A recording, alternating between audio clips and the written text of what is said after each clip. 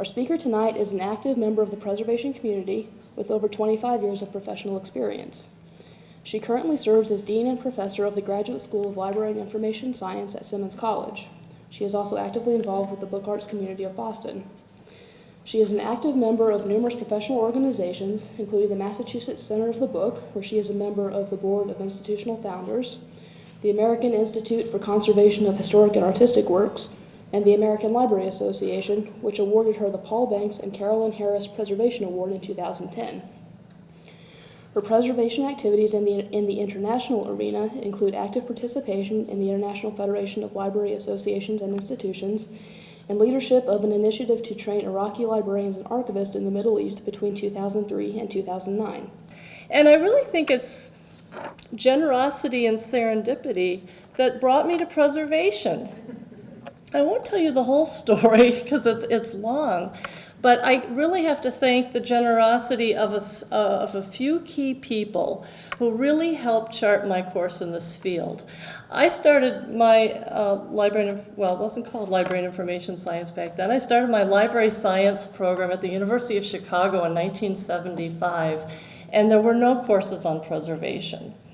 And the assistant head of special collections at Regenstein Library, Sid Hutner, knew that I wanted to study in this area, and he said, I just happen to know the person who runs conservation at Trinity College in Dublin, and do you want to go there for a year, leave Chicago and just be a conservation intern? And voila. It changed the course of my life in many, many ways, but it was because of that kind of mentoring and kindness, which I hope that I have been able to give back to others as I've advanced in my career. So I wanted to actually say one other thing about my time in Dublin, because I think it ties into this talk, though it took a long time for this to tie into my research and writing. So I arrived in Dublin in fall of 1976. I was very young, extremely young. And there was a big controversy going on. The Irish government had decided that they wanted to launch a traveling exhibition called Irish Treasures, which indeed did come to this country and traveled around the United States from coast to coast and in between from 1977 to 1979. It started at the Metropolitan Museum in New York and went all over the place. Well, there was an outrage in Ireland that you cannot believe. In fact, I remember this very vividly as being a young professional and being struck by this. So I went back to Dublin last spring and I pulled out all the issues of the Irish Times from 1976 through 77, and sure enough, it was front page news. Why? Why were people upset about this exhibit? Well, Ireland had these fabulous treasures, including the Book of Kells, which was the centerpiece in this exhibition. It had never left the British Isles. It had gone to England to be conserved in the 1950s. So there were some environmental and conservation issues. But more than that, the Irish felt that their treasures had been ravaged in past historical, how should I say, disagreements. And they felt that what happened if the airplane went down? Most of their cultural treasures would be lost. And they did not want to have this exhibit take place. But it took place, and it was partially funded by the government, by private sources, by Aer Lingus, and so on and so forth. And actually, if any of you have been to Dublin, have any of you been to Dublin to see the Book of Kells? So now you've seen that it's in this amazing space. It was in the long room in Trinity College when I was there, and it was dark and dusty, and that room still is dark and dusty, by the way. A lot of work ahead of them in preservation there. All of that was made possible, that new facility there, because of the proceeds from the exhibit that traveled. So there were certainly pluses and minuses. But I was struck by this at the time because I'd never experienced anything like that in the United States. And it sort of planted a seed about how important people's cultural heritage is to them. And I had never seen it played out on the national stage before I worked at Trinity College. So I'll get back to that a little bit in my talk tonight. So I think it would be useful just to start out with a few definitions, because there are a lot of terms that are used in this field, and they are used differently in libraries and archives, in art conservation, in historic preservation, and in film preservation.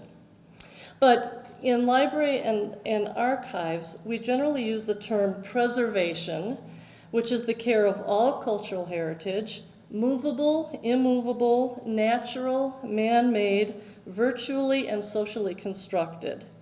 It concerns monuments, habitats, artifacts, ideas, beliefs, and oral and written communication.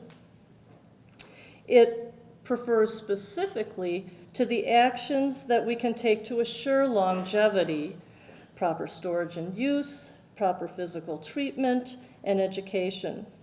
The related terms conservation in library and archives fields tend to refer to the physical treatment of objects, though as I've said, conservation and restoration are used differently in film and historic preservation. So what I wanted to do tonight is consider values in the context of three examples: and the Bamiyan Buddhas, video games and social networking, and liminal spaces. But first, I think it's important to talk just a little bit about cultural heritage and what that is, because that's a term that's used quite a lot. And I'm putting up on the screen here the terracotta warriors from China. I think we've all seen these from now, although they were only discovered about 35 or 40 years ago. So what is cultural heritage? In its broadest meaning, cultural heritage has referred to art objects and archives, books and monuments and archaeological sites.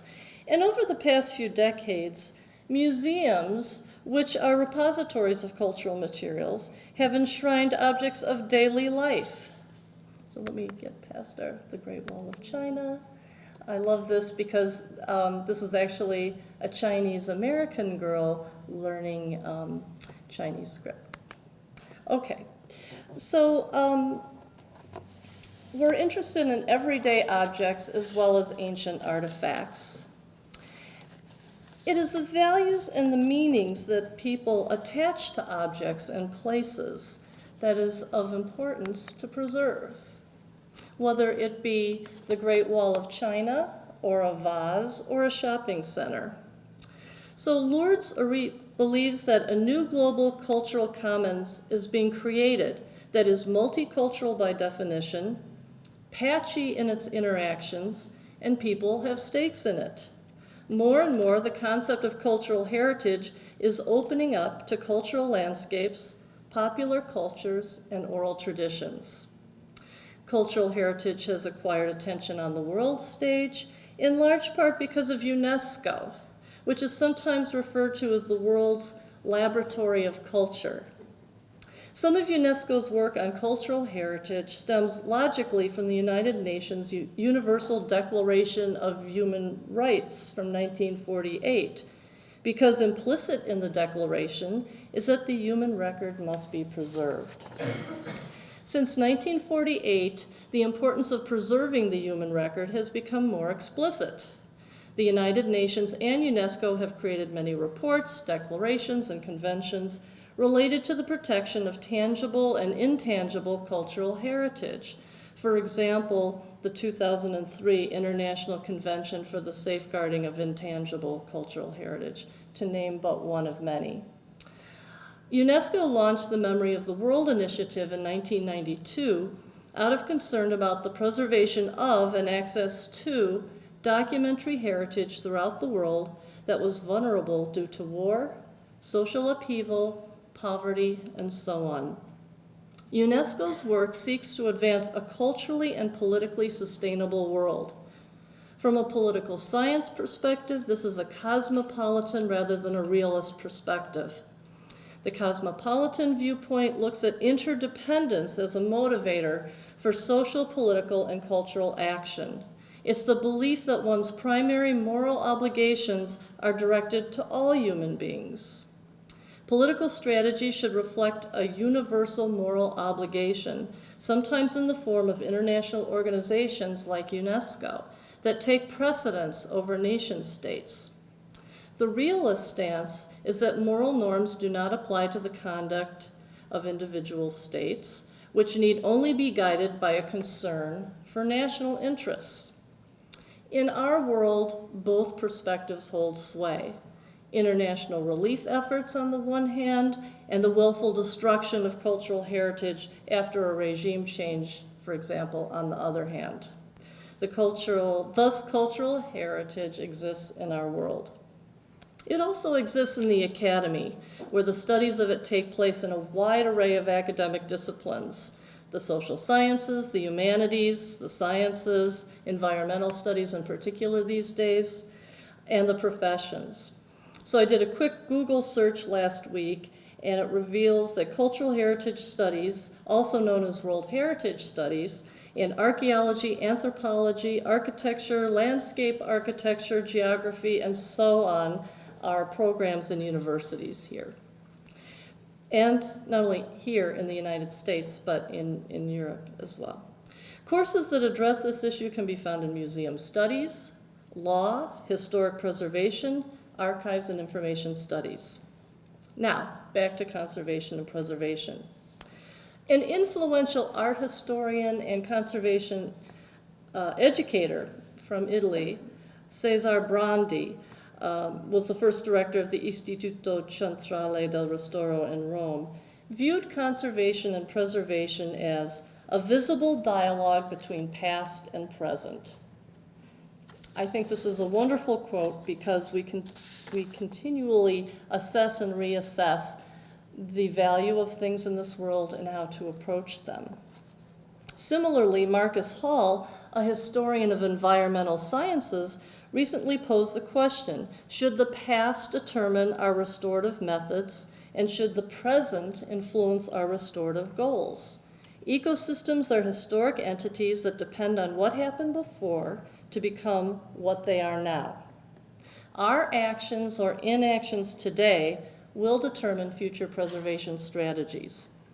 Time is therefore both the qualifier and the quantitative measure for the historian, scientist, and conservator who attempt to define and interpret it through words, images, calculations, and physical interventions, according to conservator Michael Matero. Where do values come in? Matero does an excellent job of linking values to preservation. The primary arguments for preserving cultural heritage are values-based, beginning with the fundamental assumption that as material culture, creative works embody various forms of human knowledge: aesthetic, technical, cultural, social, religious, and scientific. This belief owes its origins in part to the great knowledge accumulation projects of the Enlightenment. Of equal interest on cultural heritage is the ability of a thing or place to present the everyday human experience of lived time. What survives, what is forgotten, and what is cared for and destroyed describes the lives that creative works can have. How do values come into play? Well, let's start with Buddhas. So for the past several years, I have talked about, in lectures and in some of my articles, the monumental Buddha statues in the Bamiyan Valley in Afghanistan as an example of culture at risk, in part because they epitomize what can happen to cultural heritage when values are contested. However, the story keeps evolving, and there are brand new developments in Afghanistan, demonstrating just how complex it can sometimes be to preserve world heritage. So that's a 19th century depiction of the Bamiyan Buddhas. On March 11, 2011, exactly 6 months to the day before the Twin Towers in New York City were taken down, The Taliban blew up with dynamite, anti-aircraft guns, and anti-tank mines 2 colossal 180-foot-plus statues of Buddha. A third Buddha is said to be buried in the area, and let's hope he stays buried for a very long time. The Buddhas were carved out of a sandstone cliff face northwest of Kabul on the Silk Road in the 6th century. The area once held Buddhist monastery complexes and was a Buddhist pilgrimage center. Some 700 caves held as many as 100,000 small Buddhist sculptures carved much earlier. After centuries, these Buddhas became seen as shrines of infidels, and the Afghan Supreme Court decreed on February 26, 2001, that all statues must be annihilated so that no one can worship or respect them in the future, and that's a quote. Earlier plans had been made to destroy the Buddhists in the late 1990s. The edict resulted in protests by heads of state, UNESCO, the International Council of Museums and Sites, as well as Muslim religious leaders in Egypt, Iraq, and Pakistan, to name but a few. The pleas were in vain, and just 2 weeks later, the statues were destroyed. Michael Falser has observed that the destruction of the Bamiyan Buddhas in front of the helpless international community was therefore also an attack against the globalizing concept of cultural heritage, or the cosmopolitan perspective that I mentioned earlier. Reports were issued about the damage, and many local and international meetings were held. Funds were raised for the recovery and stabilization of the ruins. A team of archaeologists led by Professor Erwin Emmerling have subsequently analyzed fragments from the site. Work has since begun on restoring the Buddha fragments, combining original elements with modern material. It is estimated that roughly half the pieces of the Buddhas can be put back together, according to Bert Praxenthaler, a German art historian and sculptor involved in the restoration. The project also aims to encourage tourism to the area and is being organized by UNESCO and the International Council on Museum and Sites.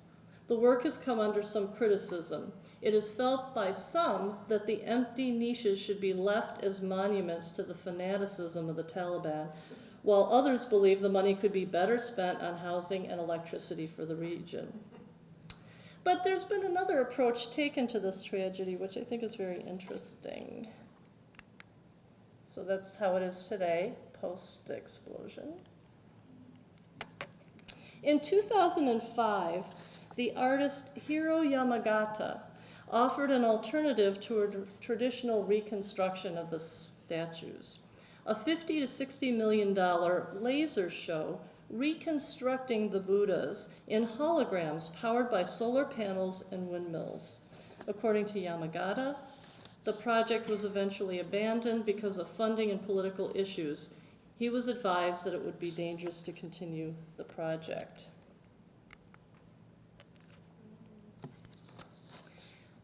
However, in the latest twist to the cultural heritage landscape in Afghanistan, archaeologists are now racing to save buried treasures just about 100 miles away from the Bamiyan Buddhas before the Chinese Metallurgical Group Corporation begins mining copper in the region not far from the Bamiyan Valley, Mez-Anyak.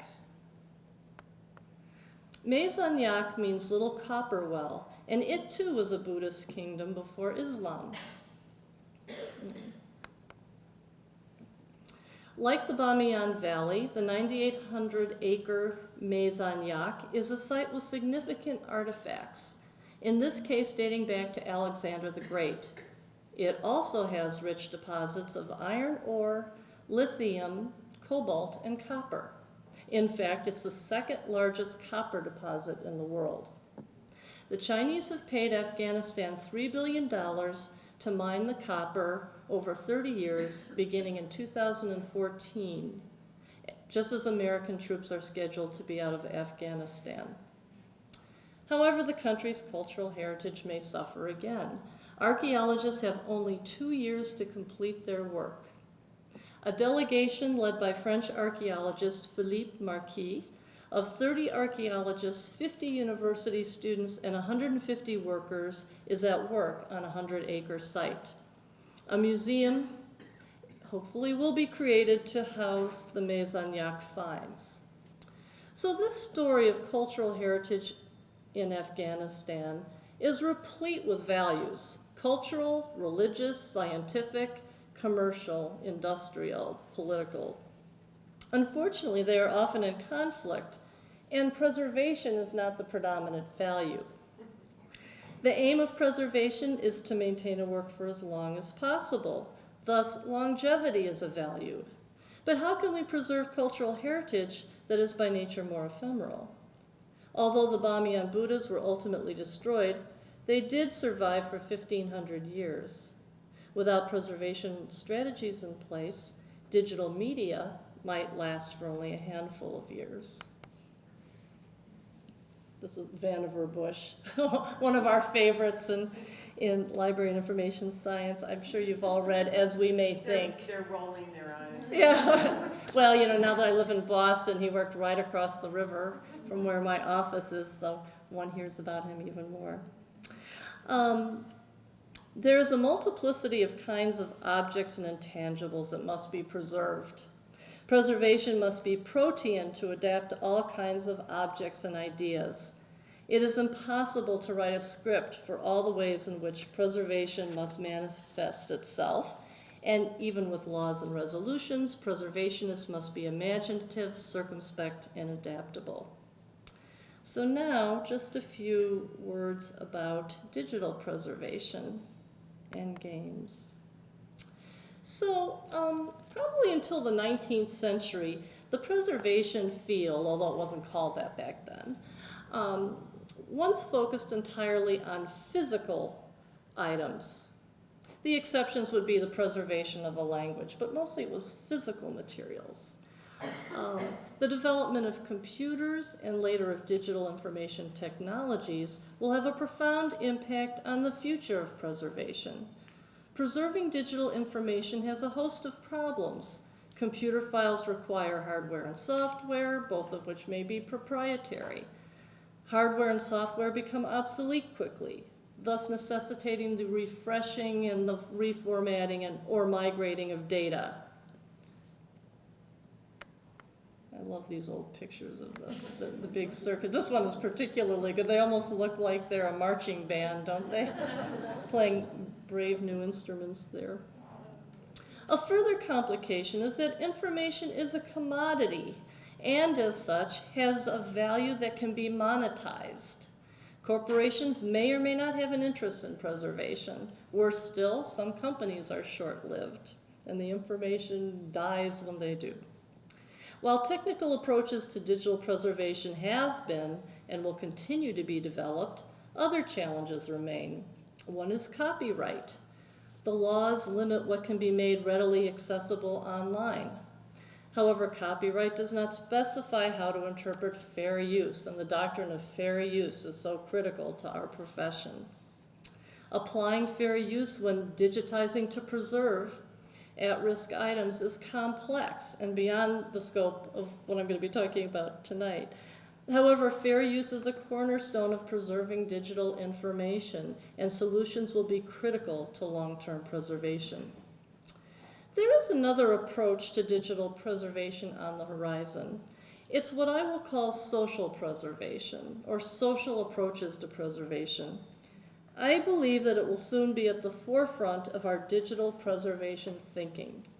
We are in the early stages of transforming how we communicate, and ultimately, we must figure out how to preserve the products that we are now creating, predominantly online. A related issue is that a huge amount of digital text is being created today, and we will need archivists or some other stewards of information to decide what to keep, where to keep it, how to keep it, and what to let go of. Keeping information is costly, so we will need to fund this preservation for the present and the future, which means an ongoing cost. While we have had to do this for analog materials, benign neglect was sometimes an option. It is never an option for new media. A group of younger scholars is focusing on this area. For example, Amelia Abreu, a doctoral candidate at the University of Washington, studies the intersection of social computing and preservation. Community archives is one example of such collaboration. Social media sites such as Twitter, Tumblr, Facebook, YouTube, and so on have made the development of digital collaborative collections possible. How can software and platform design facilitate preservation? How can preservation facilitate community building? Social networking, mobile technologies, and robotics are just some examples of how we study, work, play, and socialize today. We are creating more documents, photos, and other products than ever before. Unfortunately, preservation strategies have been developed for a more static world. Who will preserve the current tidal wave of information? And how will it be preserved? It is not just bits and bytes that need to be preserved, but network dependencies as well. It is not just tweets that we need to preserve, but the context in which we tweet. We need to preserve information about user groups if we are to capture information about social networking sites or video games. Video games have been studied for a while. I love this, the old and the new here. For some years now, players, information scientists, and computer scientists have sought ways to preserve obsolete games. An early example was the British game Chucky Egg, developed in 1983 in Great Britain and preserved through emulation. Have any of you ever seen Chuck E. Cheese? You can have some fun with that if you get on a Chuck E. Egg. I always do this Chuck E. Cheese because my kids love Chuck E. Cheese. And they had, this dates me and my kids, they had the consoles with the Pac-Men, so they always wanted to go to Chuck E. Cheese. But it's Chuck E. Egg I'm talking about here. Chuck the cheese, right? So an interesting thing is, so this game was developed in 1983 for the Commodore 64, and there were other ways in which you could enjoy Chuck E. Egg. And it's been preserved through emulation. But here's what I find fascinating. So in addition to my career in preservation and conservation, I've also been a rare book curator, and my husband and I have a hand press. I've made papers. So I've definitely dealt with book-related objects in a very physical way. And so I think a great deal about the aesthetics. So I was at a conference maybe 15 years ago now, and there were a couple of people there fretting about what was going to happen to joysticks. We have to preserve joysticks. Video games, here we go. And in fact, here is a joystick. For those of you who may not know what a joystick is, we have to. Auto fire. Yes, we have to preserve the experience of these games as we played them. Even though Pac-Man looks like it came out of the Middle Ages today. It's slow, it's jerky, but people who grew up playing those games want to preserve the games that way. I guess it's like reading a manuscript by candlelight or something. So therefore, a lot of the preservation efforts have been to recapture the experience of the game the way it was originally played, which shows you that one of the motivating forces behind preservation, or maybe even a value, is nostalgia for whatever it is, in whatever generation. So social networking, mobile technologies, and robotics are just some examples of how we study, work, and play and socialize today. We are creating more documents than ever before, as I mentioned. But if we don't figure out how to preserve the experience, then we will have lost something. Jerome McDonough and a team at the University of Illinois developed the project Preserving Virtual Worlds, and PVW2, for preserving games through virtualization technologies and migration. And in the past year, Megan Wigott from the University of Texas reviewed the growing literature on preserving video games and massively multiplayer online role-playing games. So the literature just on this area of preservation is growing. In a world of social networking, partial responsibility for preservation will turn to creators and users. Such a strategy is not without risks, and to assure that cultural heritage survives, there must be mediators and stewards. Now let me just emphasize that again. The assumption has been that we have tended to preserve or conserve things once they've entered our cultural heritage institutions, or because it's a site we're responsible for, if we're talking about monuments or historic homes or whatever the context. But what I'm suggesting here is that it is the creators and users that must be part of the preservation strategy. And I think that that's a fundamentally different way of looking at preservation than just the institutional stewardship role that we've played in the past. Preservation in a liminal space. So I'm very influenced by the art world, and sometimes it is the artists that have a new take on things. For example, Hiro Yamamoto, who had this take on how we could reinterpret the fallen Bamiyan Buddhas. So a few months ago, there was an exhibit in Boston by a young artist who created works, a photographer, in an exhibition called Art in a Liminal Space. And I believe that preservation is occupying a new space. The artist Gregory Verschbau photographs works of art in storage, under repair, and in transit. In other words, it's in a liminal space.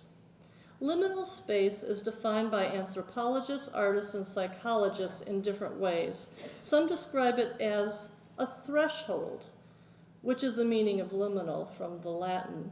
Others see it as a place where boundaries dissolve. It can also be defined as ambiguous space. Is preservation at a liminal stage? The Bamiyan Buddhas are in a liminal space. What were once whole sculptures are now in pieces in a physical space that can no longer steward their remains or show what the sculptures once were. Digital preservation is itself liminal. New preservation communities are emerging that exist in virtual rather than physical worlds. And I'll just show you some of the slides from this exhibition because I think they're just wonderful. A different way of looking at the objects. And I juxtapose here, one of the photographs in the exhibit shows works on their side tagged. He may have pulled out a drawer. He got permission to go into storage spaces and museums for creating these photos. And then you've got the Bamiyan Buddhas. The issues surrounding cultural heritage are rich and contentious and should inform library, archives, and museum studies curricula. Our scholarship should be bolder and move beyond traditional approaches. The learning curve will grow steeper and steeper as we move beyond the analog world into new technological and social structures. This last bit, Buzz Spector, who's a conceptual artist, I think he's now dean at Washington University in St. Louis, has done a lot of books, sculptures, and Learning Curve is one of them. And I like the fact that it's made of books because it's a nice way to look at the learning curve from analog to digital. Technology has allowed us to compress images and ideas into nanoparticles, but it has also expanded the role of information immeasurably. The preservation of a vastly expanding world of information is a massively complex operation. It will require us to harness information and to figure out if it is possible and worthwhile to preserve so much information. And at the same time, we must continue to preserve artifacts of the physical world in which preservation began. That we continue to value preservation may be a given, but how we value it may change. Thank you.